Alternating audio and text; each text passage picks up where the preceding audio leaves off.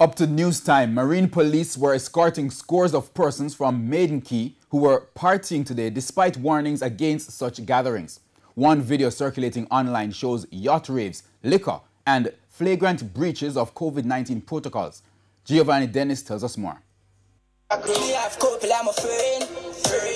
Except it was more than just a couple of friends.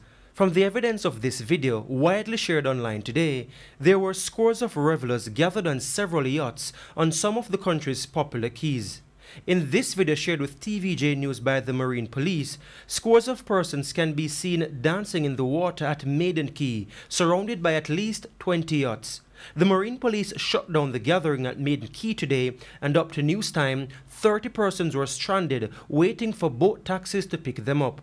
Dennis Brooks is Senior Communications Strategist with the Jamaica Constabulary Force. I can tell you right now, as we are speaking, that there is a team from the Marine Police. They've shut down Maiden Quay. There was a gathering there.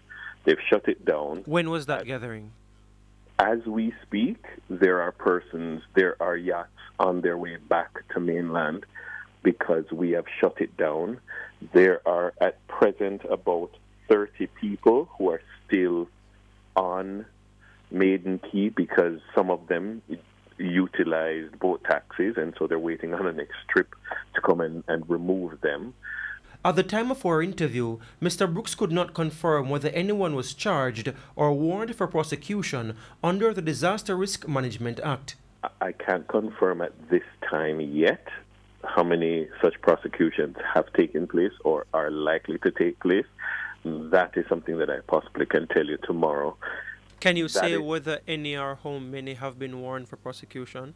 I can't say at this time. I'm literally giving you the information as soon as I've gotten it.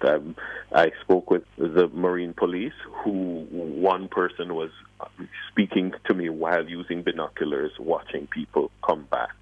So at this time, we are getting them off the Maiden Quay. Now, Mr. Brooks responded to concerns about perceived double standards in how the police approach events by individuals from different social classes. Well, the JCF would say that there is absolutely no difference in approach. We have the statistics to show there are persons, regular, everyday Jamaicans, who go to extreme lengths to have a party.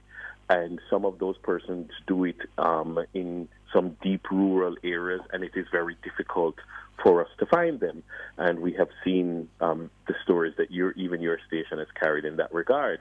In the same way, persons who own boats have an advantage because they may go out to sea, and that is their method of going to great lengths to have a party. But what we're saying is that does not matter. Giovanni Dennis, TVJ News.